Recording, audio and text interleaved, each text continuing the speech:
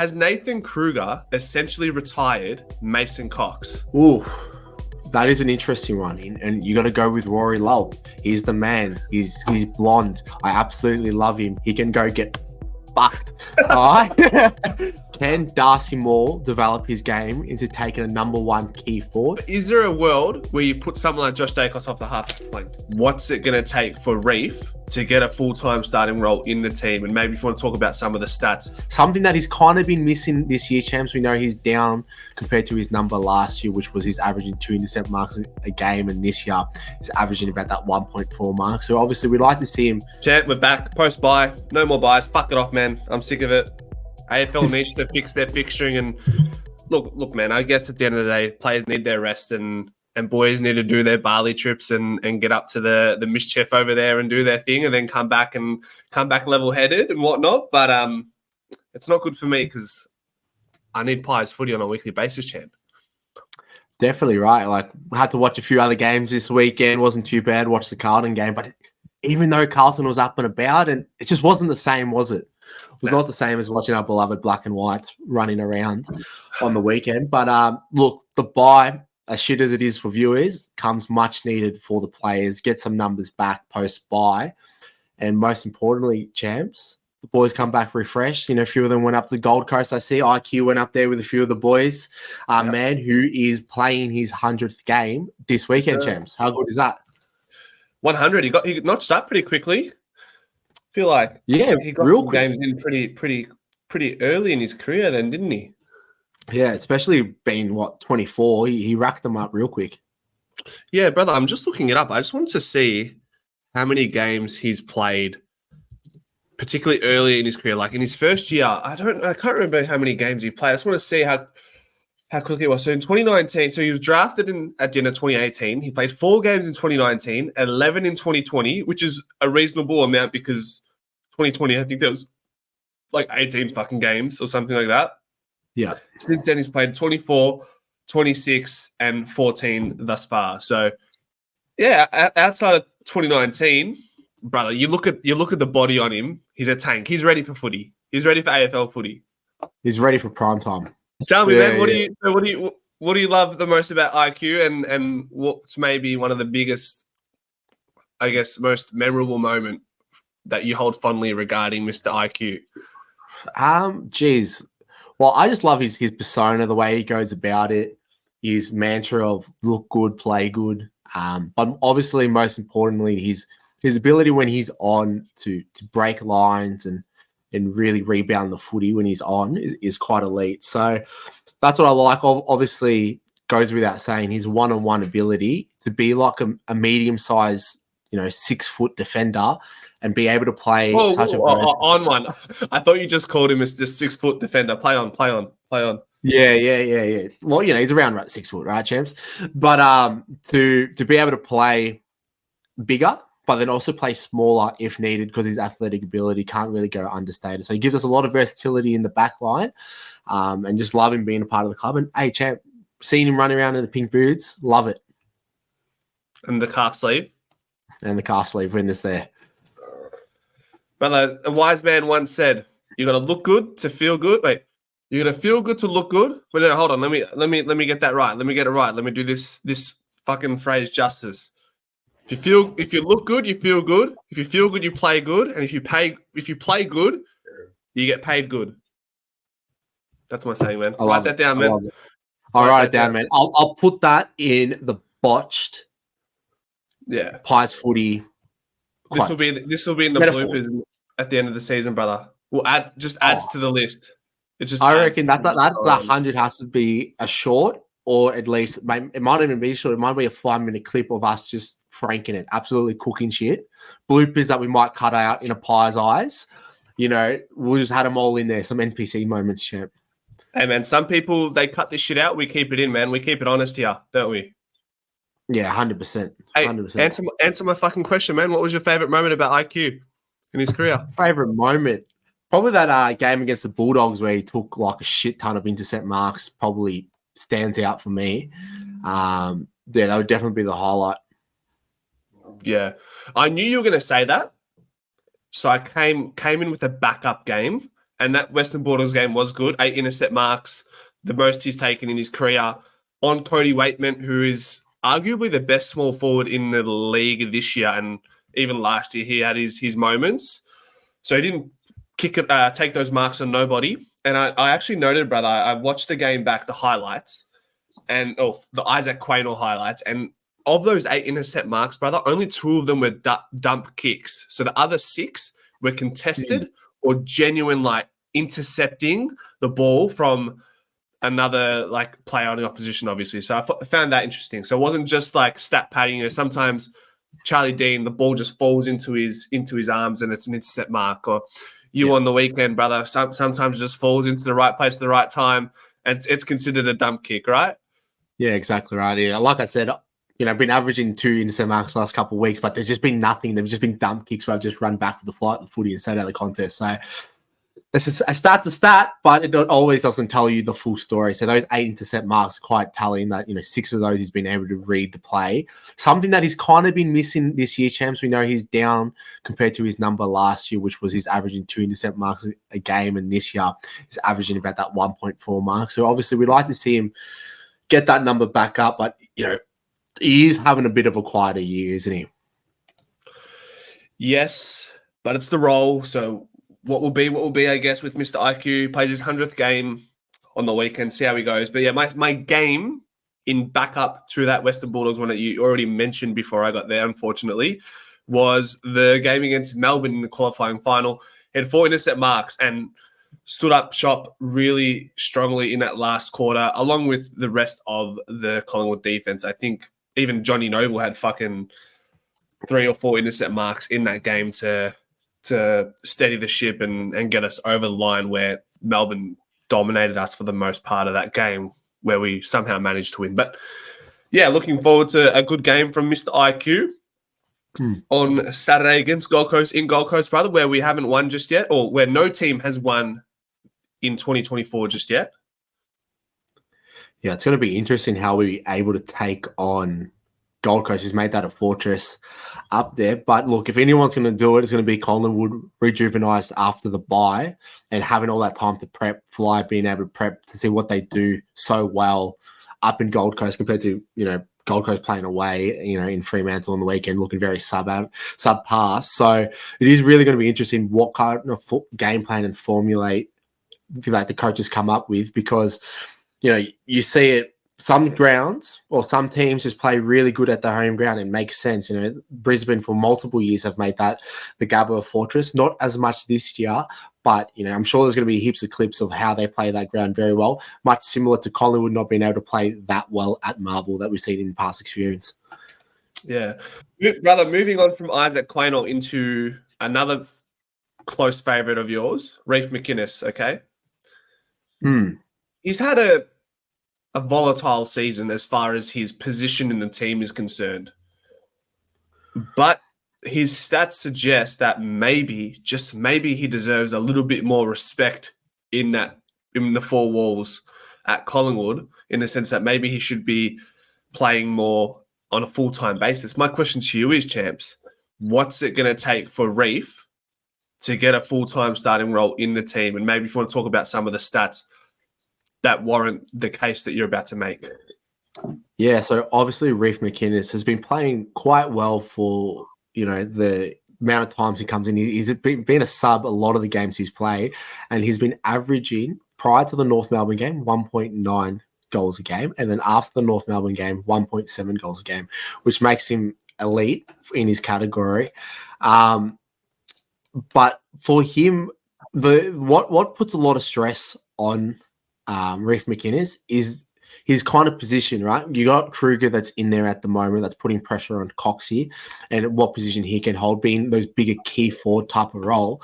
But with Reef McInnes being a little bit smaller, not as big as Kreuger, he's kind of fighting for the same position as a Brody Myercheck, who we've come to know, love and know, and has won multiple goal-kicking awards at Collingwood. So that's going to be his hill to climb and show that, hey, maybe it's time to have a youngster own in over Myercheck, which is going to be a very hard thing to do, champs. Hold on, champ. Pause. You saying McInnes, it's going to take McInnes to be in the team in lieu of a Myercheck to see a full-time role? I'm just saying their roles are very similar, and that's why that's the case. You know, they both of them need to present really high up forward and then work backwards as well, and kind of play like a little bit of an undersized type of role. The thing is with Reef, and I guess more in general, the Collingwood forward line is what is our makeup going to be, champs?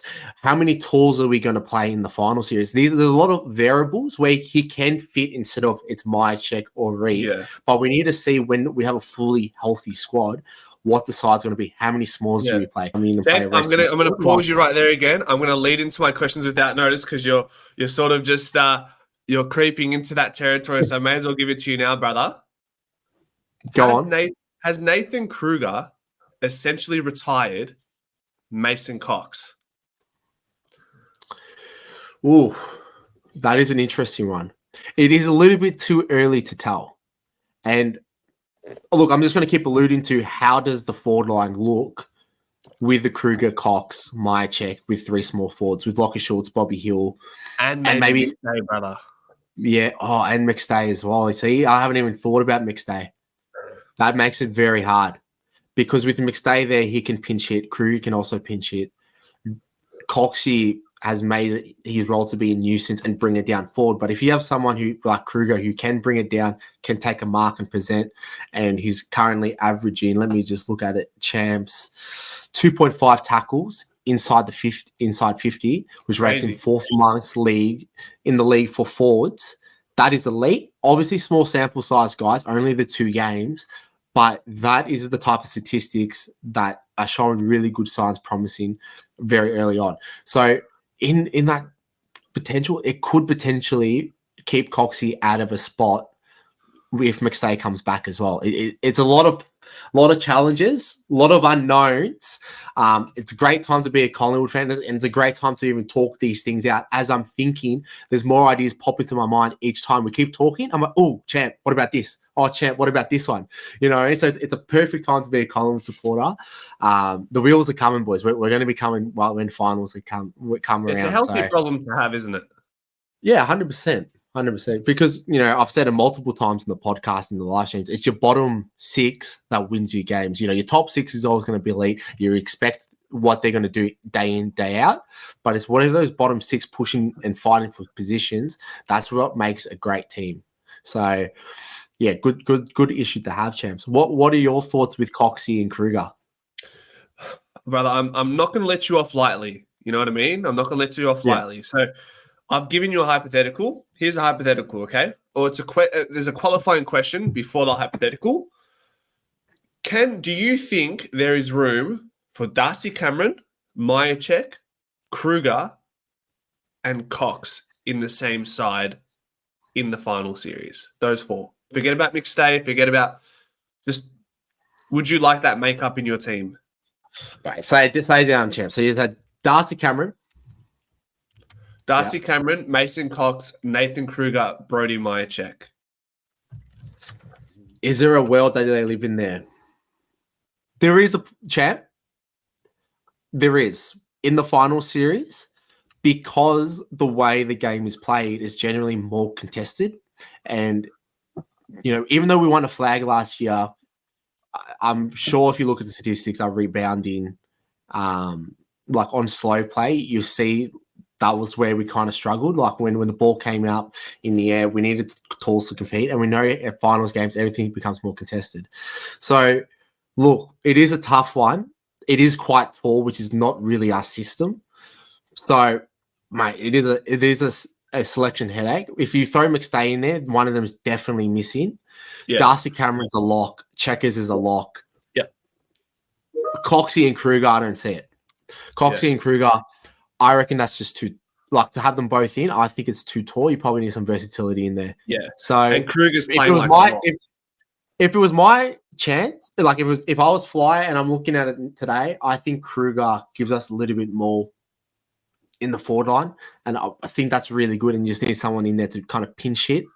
And Darcy Cameron, to go without saying, is having an All-Australian year. Like he's, number one intercepting marking ruckman. We all know that. I think he's fourth in hitouts to advantage. Like he is having a year and a half, champ. So you back Darcy Cameron in. Checkers is in. Kreuger's in. Coxie, sorry mate, you're probably out. McStay again. Hey, let's just rest the ACL. Leave it to the coaches. Just let him see out the season and come back bigger and better. Big McStay, huh? Yeah, exactly. Yeah. Take a break. What are you doing, champ? Hey, I think Nathan Kreuger fits the fly philosophy quite well with regards to the pressure. 2.5 tackles, 5 tackles total over the course of 2 games is an incredible feat for a forward of that stature. So I'd go. We have to be mindful in the final series, at least against GWS and Melbourne. There was Cox, Myercheck, McStay, and Darcy Cameron. So there is a system that exists where Fly says, there's going to be 4 talls. So if McStay's not in the picture, there's a chance that Coxie still plays. However, if McStay's in the picture, there's 0 chance Coxie plays, I don't think, especially based on Kreuger's form. Yeah. But I think just with how, I think with Lockie Schultz coming in replacing Jack Inovan, I think you don't want to go too tall and then risk not having players like Joe Richards, Jamie Elliott, Lockie Schultz, Bobby Hill not getting their fair share of the footy because they've been doing so well in this system, even better than last season. That's fact. Yeah, I was going to add that in with Joe Richards, who we'd want to see in that squad. Champ, you'd also have to, Degoe, where is he going to play after his return from injury? Are they going to put him in the forward line and then give him a short little burst? Where does Bo fit into that as well, being in the forward line? So, look, there's a lot of variables there. What do you want? What's the split for Degoe? Give me a split. Give me a split. I think at least after the return from injury, 70-30 until he gets his match fitness up.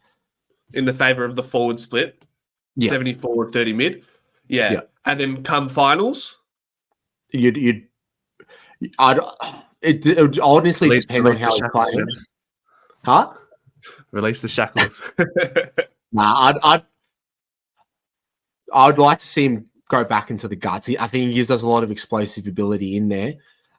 So I'd like to probably see that flip on the other way. Go 70 mid, 30 resting. Yeah. No issues with that, my friend. Completely agree. But brother, I think we're gonna have to dedicate a podcast leading into the final series, or maybe in a couple of weeks, where we put a fucking table with the footy oval on it, and we just go, all right, let's get our best 23 on the paper and see what that looks like, and then we let the viewers roast us in the comment section for missing Joe Blow and so on and so forth. Yeah, I'm all about it. I reckon there's so many variables in that and make a good, interesting video. A lot of engagement I can foresee in that. Yeah. If you want to circle this whole question without notice all the way back to the start, cast your mind back 10 minutes ago, we're going back to Reef McInnes. All right. So we didn't really get to finish that conversation. You threw that spanner in the works. Not appreciated, but we move chance.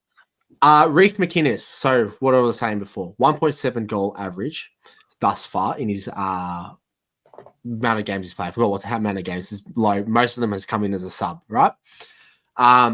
What's been good for him is obviously his pressure. He's been able to score, but how does he fit in the side would be depending on how Checkers. But I think what we've been seeing in the VFL, maybe champ, he can add a string to the bow to show some versatility as into the midfield. So we did see him play about 40% against the Casey Demons coming back from concussion into the guts, and he was obviously drafted as a mid.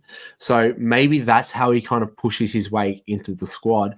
But you got someone you got a lot of versatile forwards in the forward line already, so it is going to be hard for him to wriggle his way in. How do you reckon he finds a way into the squad? Because I love him. I love what he does, and he presents up the ground. I'd probably see him maybe as a sub, but what are your thoughts, brother? I was about to say he's got that sub role down to a T right now. I think he's still 6 to 12 months away from truly becoming what he can be at AFL level.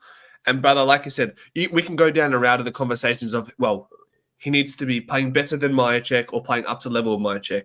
He can also look at trying to mimic the game of a Jamie Elliott because he's sort of medium sized as well and plays tall. So you say, well, Reef needs to compete with that. And if you look at both ends of the spectrum, he's not quite on. He's like smack bang in the middle, isn't he? Yeah. He's not Jamie Elliott, smaller, athletic, like very athletic.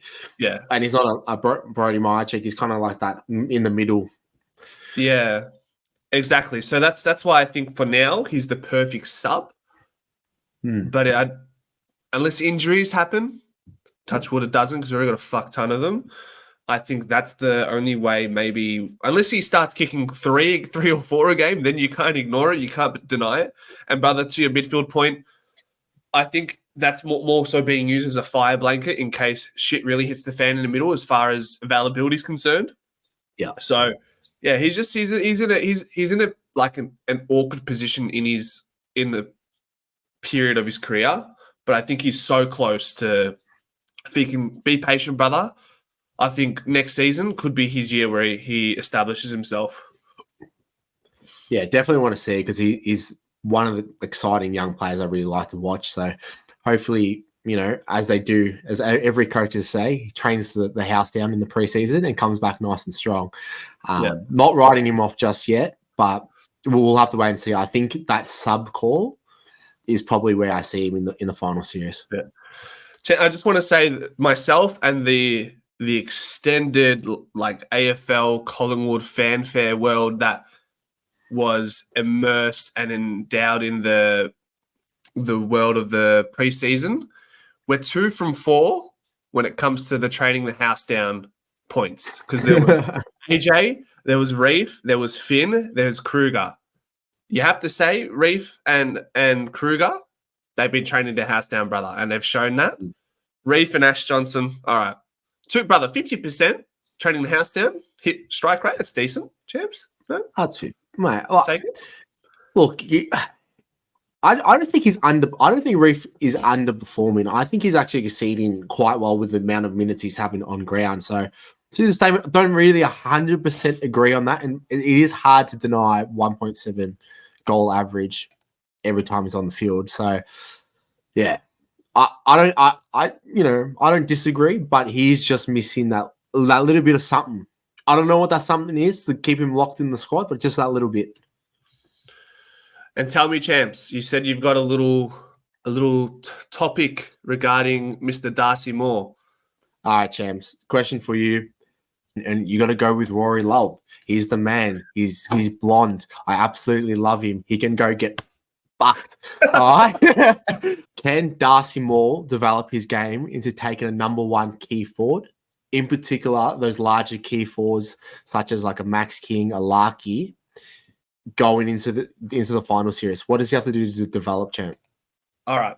Good question. So against St Kilda, because we've already played against Max King, Billy Frampton played on Max King and Darcy played he played on Tim Membry and played loose to intercept across Max King. It just so happens that Darcy was incredibly struggling early in the year, along with many other players, and had nil impact that game. Ironically, Billy Frampton had like 4 or 5 intercept marks, 1-on-1 with Max King, which was an incredible feat in his own right. It was one of his best games of his career.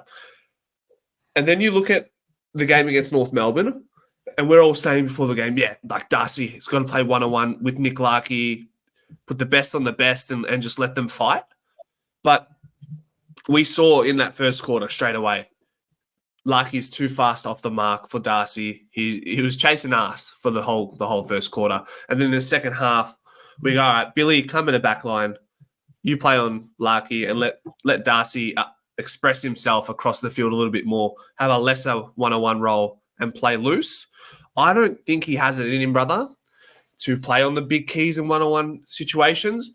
I even remember notably a few matchups against Charlie Curnow last year, Harry Mackay, maybe a couple years ago, where they played like genuine, they were the one-on-one contests, and Darcy Moore either panics and gives away free kicks, or he's just been in a one-on-one contest. So, brother, while you add to that, I'm going to actually have a look at, and if you haven't done it already, I want to have a look at his one-on-one contest percentage win-loss. Yeah, you pull it up in the background, Jamie. But yeah, like sometimes in particular against a Quaynor, where Quaynor likes to engage with his opponent, a little bit of a jostle, that's when you see Darcy Moore give away a free because he's getting out-muscled. Then he just does something to give away a free. And that was really evident last year. So that's, to your point, he's not strong enough to jockey a Quaynor who's an absolute bull. Yeah. And then in particular, he's like, my gripe with Frampton early on, I thought he didn't have that first three-step quickness to keep up with a quick key forward, and that's why I thought Larky would be a good, suitable matchup for Moore the other week. Obviously, that wasn't the case. Moore was slow as old shoes stuck in the mud, and that's something where you either have or you don't. I know you can work on in the off season. Nothing's going to happen with the rest of the season now, but it does prove that Darcy Moore, which is fine, he's probably not a key forward, number one key forward defender when they're somewhat quick, or even if they're too strong. He really suits that intercept mark role by playing on that third key tall. So that's his home. I don't think at his age he's going to be able to develop and get quicker. So yeah, that's fine. Not everyone has to be the quickest off the first three steps, and you just got to play to your strength. And Darcy Moore's one wood is his intercept marks, and that's fine. He's one of the best in the game to do it. And if he's not intercepting the ball, he's bloody averaging 9 spoils a game, which is second most in the league. So fair play to the lad. Yeah, I think there's still a bit of lemon to be squeezed out of him in the second half of the year. So hopefully we can see that. I think just quickly referring back to the one-on-one contest, he's down from last year, which is an all-Australian year. He had 3 one-on-one contests per game and lost 16% of them. As it stands this year, he's only having 2 one-on-one contests and he's losing 25% of the time, which maybe suggests, brother, which we've spoken about across the course of the first half of the year, is maybe there are times, man, where he does need to play a bit closer to his man, which we've harped on to the cows come home in certain matches. But I just think there's that balance, and I think matchups make, like, obviously, or styles make fights, right? So when you got Quaynor there, probably don't put Darcy Moore in him. You got Nick Larkey. All right, well, now we know Billy Frampton, just play with Nick Larkey as much as you can, and Darcy Moore will do his best to get in the way of where that ball is landing. And that's the bottom line. That sort of answers the question, doesn't it, brother? Exactly right. Exactly. And then, Frampton's been doing a great job. So he goes number 1 on the key forward. Charlie Dean can come in, play on the second key forward. I don't know how Charlie Dean's going to go. We saw how Sam Darcy absolutely murdered him, but that's obviously a situation where this is the type of conversation and framework we have to do, because Charlie Dean doesn't have the facilities to match up with someone who's 6'8", and that's already been proven. So this is why we're having this discussion on how does Darcy Moore, in a pinch when we need him to play on a tour, obviously we'd love him to be freed up all the time, but simply that's not always going to be the case. So this is why we're having this discussion on, if Collingwood's in a pinch and he needs to play on that number 1 key forward, what do we do? Yeah. Well, I'm sure Fly is assimilating all this data and he's interpreting it. He's given us different looks across the year. A bit slow to pull the pin on some of them and play players in certain positions and bring them back, revert them back to certain positions. But he's done it all. The team's seen it all. They've done it all in the first half of the year, which makes for a really good opportunity to slingshot and solidify our position in the top 4 come season's end. Yeah. What else? In regards to that, champs, talking about the end of the year, Give me 3 predictions to finish off the season for the Pies. 3 predictions. All right. I'm going to tie this in with the defensive half dilemma that Collingwood have been facing in the first half of the year, which I feel like, look, I haven't watched On the Couch lately or the 360s or the after the bounce, whatever you want to call it, but I'm noticing there is some struggles in our ball movement from defensive half to forward half, right? We're currently in the bottom 4, along with Richmond, West Coast, North Melbourne, when it comes to that stat. That stat is important to me because the last 3 years, including 2023, 22, 21, all grand finalists in those teams were top 4 for defensive half transition, along with their other profiles. They're good in turnover, they're good from centre bounces, stoppages and whatnot, right? But they all had that profile to be able to move the ball from one end to the other. Melbourne, in 2021, the Premiers, they were number 1 for defensive half differential, score some differential.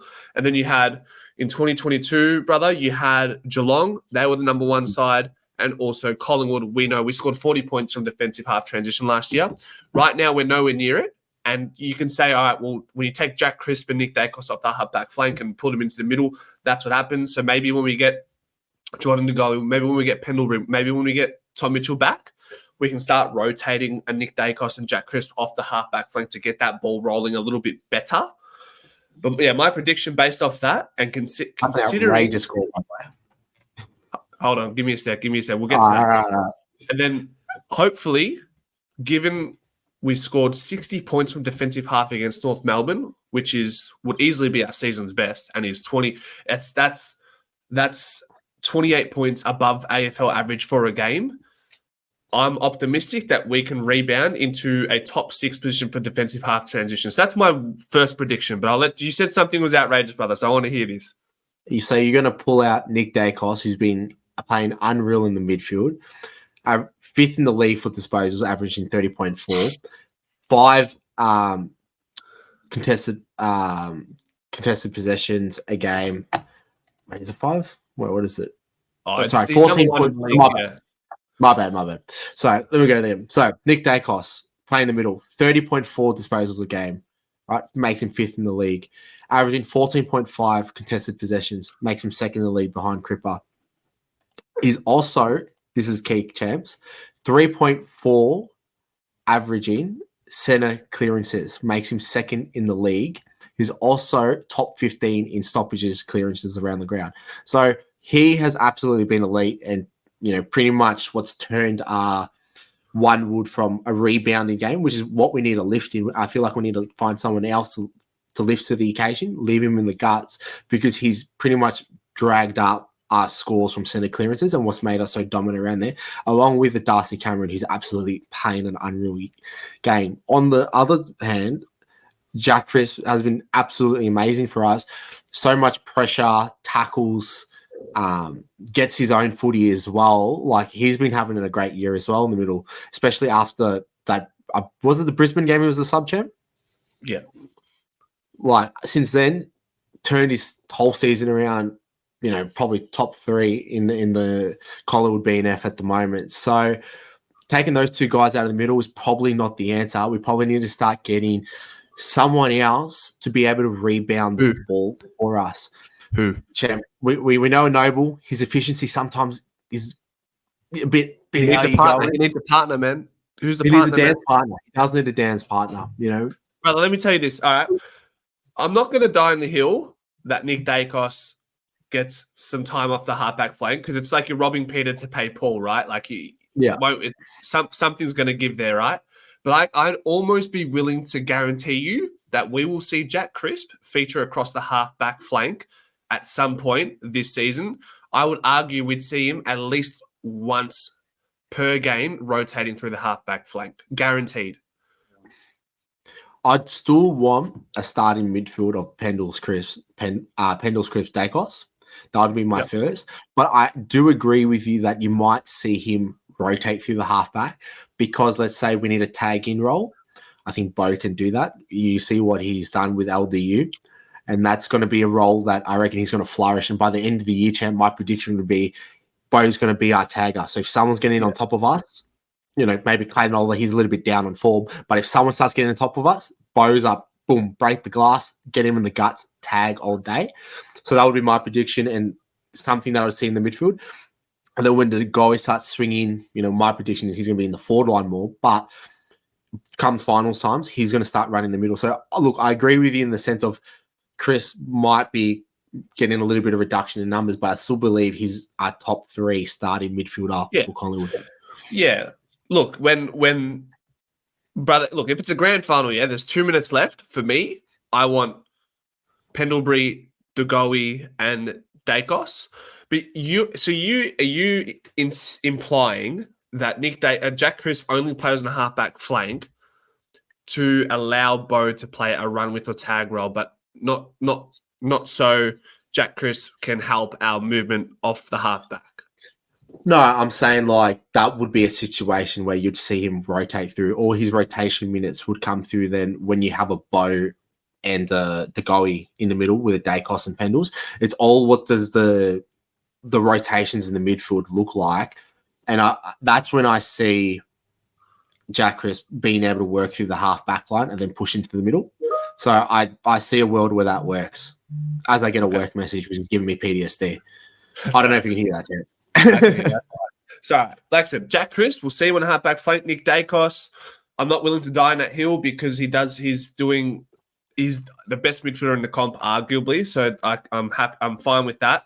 The other one, brother, my left field call was if it all, brother. Let's say there's like 3 or 4 games left and shit's not working out and we're still not able to move the ball.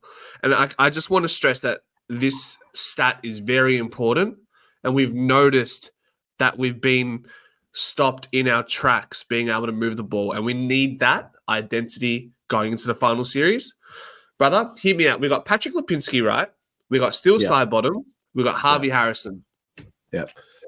Can we see Josh Dacos play as a halfback flanker? If not, look, maybe this year, but is there a world where you put someone like Josh Dacos off the halfback flank? It's not a bad shout, eh? It's not a bad shout. It's not a bad. Look, do I love it? Like, it's one of those ones like, damn, that's actually, well, can't really argue with that because, we do need an elite ball carrier coming out of the back line to help us rebound. The only question marks it would be about his defensive ability one-on-one on a forward. But if he's got that covered, he's quite quick. Maybe strength kind of lets him down. But once the ball hits the deck, he's going to be elite. He's going to be able to read the ball with the flight and position himself if a Darcy Moore does spoil the ball and comes down and be able to pick up the ball. So he doesn't fumble, brother. So when it hits the deck and he needs to get that ground ball, he's not going to be fucking fumbling it. He's going to fucking take it clean and fuck it off down the other end, man. Chav, and you know what's funny? This is how guys, like, we don't pre-rehearse this. You've just come, boom, punch me in the jaw. I'm like, shit, man, that's a good take. Hey, we might get flanked. It might be only you and me. We pretty much share one brain, but I like the call. Brother, you're going to be in bed tonight and you're going to be like whispering, talking about Josh Dacos. Miss going to be like, fuck, what's he talking about, eh? You're just like, you wouldn't get it. You wouldn't get it. Cheats. No, you don't know what's the meme, brother? When the girlfriend is next to the guy and the girl's like, I'm wondering what he's thinking, but what he's thinking is Josh Dacos off the halfback flank. Yeah. It's the girl going. I think he's probably thinking about other girls, and then he's like, what he's actually thinking, and I'm just thinking, Josh Dacos, red boots, halfback line. Isaac Quaynor, pink boots, man. Yeah, jeez. All right. We're flowing. What have we got here? Let's go with, brother, this next topic. We've done well, but this next topic is regarding free agency.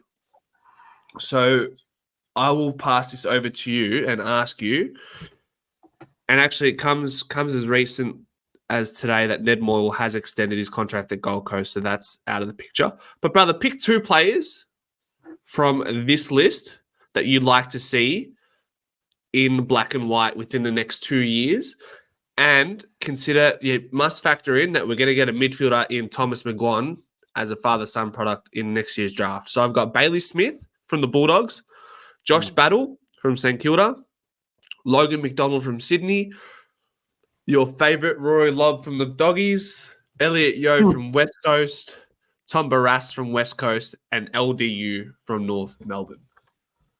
Well, champ, I think the obvious one there is we need a key forward. We need someone exciting, and you got to go with Rory Lobb. He's the man. He's blonde. I absolutely love him. He can go get fucked. All right. No, so my pick there, champs. I would go. Look, in a perfect scenario, number one, if like, hey, Caleb, who do you want? I'd want LDU. Right? You want him, pick and win. I just don't see how we can get him. Like, unless you've got more information regarding the subject, champ, I just think every other club will want to get him. There's a possibility that he stays with North. Maybe Sheasel signed on till 2029 or something. Maybe they want to build something there. Might be a good vibe and culture. I don't know. But yeah, I don't know how we get an LDU, even though he would be my first pick off that list. So he is your first pick?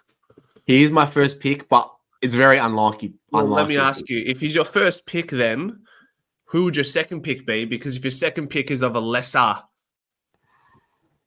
ability, then maybe we can make something work. Well, Ned Moyer would have been a good one for us. Yeah. But sure. Yeah, maybe look, I do like the Bailey. I still like Bailey Smith as an option. He is a restricted free agent, but we could wiggle some way through there. Josh Battle don't really want to see him in the Collingwood colours. Elliot Yeo, I believe he's I don't want to see him either. I think, how old is he, champ? He's in his 30s. 31. Yeah, probably very win now type of mentality. So I would kind of want a younger up and comer. So yeah, I would go LDU and a Bailey Smith. Okay. For me, champs, I'll agree with you on Bailey Smith. I'd probably tie that in with the Barrass as well, who's 28 from West Coast. Yeah. Look, champ, Tom Barrass would be my second option, but I knew you did the video, so I'm like, all right, I'll leave it to you to narrate about him.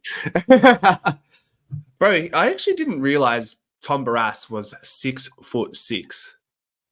I didn't know that. I thought he was like 6'3", 6'4". Mate, he's a giant. He's a giant. He's the same height as Darcy Moore, but even more built. And he's having a better year than Darcy Moore. And he's in good company with Jeremy McGovern. So if he comes over to a team that comprises of your Darcy Moores, your Jeremy Howes, we already know that Barrass knows how to, I guess, work congruently with other interceptors in the team. He's not going to take the shining light off said players, right? So I'll go Bailey Smith as the obvious one because I think we can get him for unders. Yeah, look, very hypothetical blue sky now. Maybe Bailey Smith comes in. I don't know what his halfback ability comes in, but he could potentially do that, or could allow Josh Dacos to come in and Josh Dacos mainly go into the halfback line, leading off our last discussion. Really entertaining that idea, huh? I'm really, it's living rent free in my mind. I'm going to be at work tomorrow looking at spreadsheets. I'm going to accidentally write Josh Dacos or something in the, in the spreadsheet. But and then put Bailey Smith on the wing would probably be my option. But I like that, but I don't think Bailey Smith. Look, I know you got to do things for the betterment of the team, but I think one of the reasons why Bailey Smith wants out from Doggies because he wants more time in the middle, whereas he was shifted onto a wing or pivoted over to a half forward flank pocket position. So I think he's coming over on the basis that maybe he'll be promised initially midfield time. But I like the idea. I would do that. If I was Fly, I said, Baz, I love ya, and we'll get you with your mates Nick Dacos and Josh Dacos. But you've got to fuck it off to the wing so we can put Josh Dacos on the halfback flank. Just tell them how good footy trip's going to be with the two close mates. Yeah. Do the job on us on the wing. It's a good marketing scheme for his business as well, the alcoholic beverage business that he has with Dacos, the Dacos brothers and someone else. Petrarca, is it? That's not Petrarca. Someone else. But Yeah, mate. If you wear the black and white, your company is going to go twofold. Even though the Dacosses are already promoting their business, so that's my hypothetical. Yeah, champs. It's going to be interesting in one with all the off-season moves and see where these guys. I don't see a world LDU comes to us. Probably wouldn't even make sense thinking about it in hindsight to get him and Bailey Smith with Thomas McGowan coming in as well. But hey, man, I even prefaced the question with Thomas McGowan. You just forgot, huh? Nah, look, I kind of got G'd up. I knew you were going to pick Barras, so I was like, none of the other names are really screaming out to me. You know what I mean? Yeah. No, that's fair. That's fair. Brother, we've got dementia because you asked me what 3 predictions I have for the season. I gave you one. I know I only gave you one, but I forgot to at least ask you what your predictions are. We said 3 predictions, but I think I gave a really long, elaborative one prediction. So I'm going to leave mine at that. What's your prediction or predictions that you'd like to put into the ether? The ether. Well, look, the obvious one is Kreuger is going to be a lock for the season coming the grand final. So look, that would be my prediction there. Did we say safe bets, brother, or are you going to put your neck out? Pull my neck out. I feel like I did that last time with this ghost pepper, man. I feel like I'm getting baited to say something outrageous. Kreuger, lock, champ. So I'm just thinking. Right, let me chef something up here. Champ, I reckon this is my prediction for the end of the year. All right, call me crazy, right? Depending on when Checkers comes back, I reckon Kreuger for the remaining parts of the season is going to lead the goal kicking. I like it. So why don't you just go one further and say, even if my check is back next week, you're telling me, just say it, he's going to kick more than anyone, including my check. Come on. Lock it in, Eddie. Lock it in, Eddie. Done. Kreuger to kick the most goals out of any Collingwood player from Gold Coast moving forward. Yeah. So we won't include Bobby Hill's 5-goal haul. No. Okay. I reckon you could do a bag for us in the finals. You can kick a few bags for us in the finals. All right, champs. Does Collingwood have the hardest run home from Gold Coast onwards this weekend for the remaining of the season? All right, so we got Gold Coast, as you said. Then we got Essendon at the G, and then Geelong, and then Hawthorn. So let's look at it from there, right? Those next 4 games. So that's somehow degree of difficulty as slated by the AFL for round 16 to 20, which is the games I just mentioned, brother, plus Richmond, sorry, they've included Richmond. They reckon it's the 13th hardest fixturing schedule, degree of difficulty-wise, which I can't quite see, brother, because Gold Coast haven't lost in Gold Coast. Essendon top 4 side at the G on a Friday night that's a 6-day break, by the way. And then we have Geelong, who are still in the top 8. They're still a good side. And then Hawthorn, who you could almost make the case of one of the form side of the comps behind Carlton and Sydney. And then you got Richmond at the G.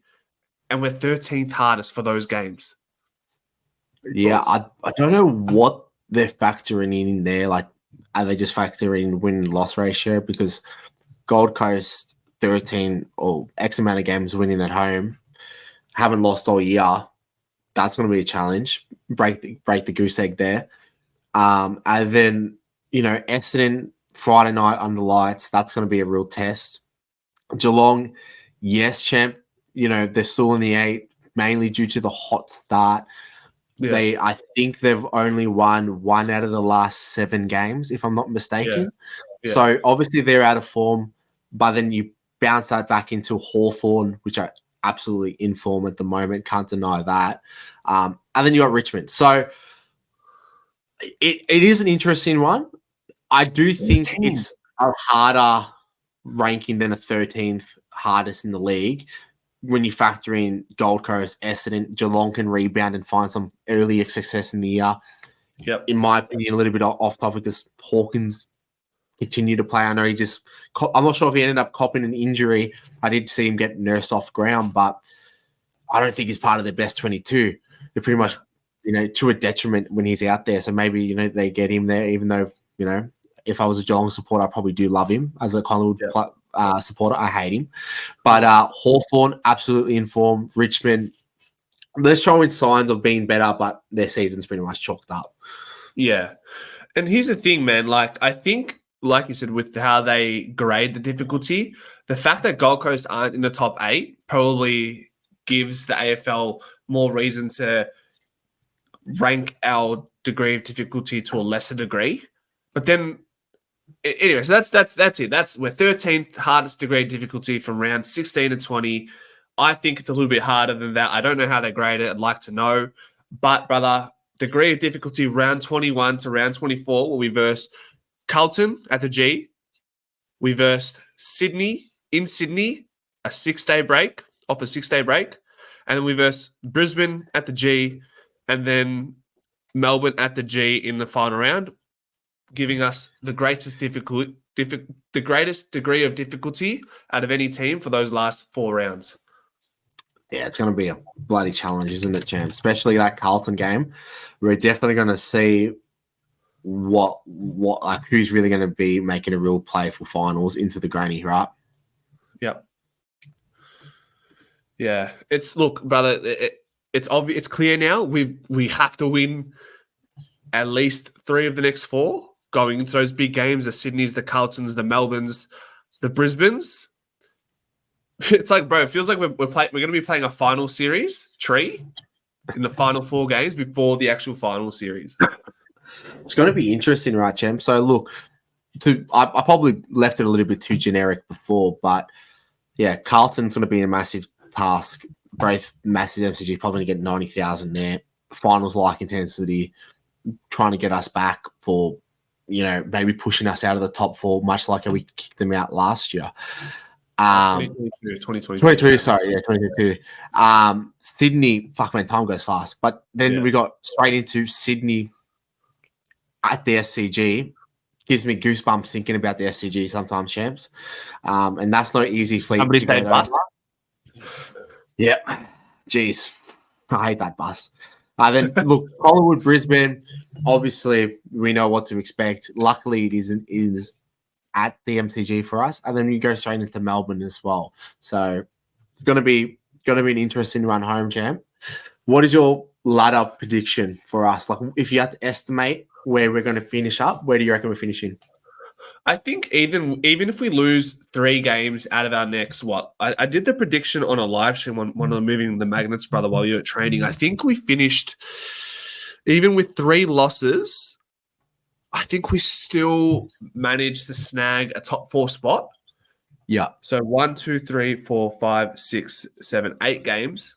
We've got to win a minimum of 5. There's no ifs, ands, or buts about it if we want to be a premiership contender, and more importantly, seal that double chance.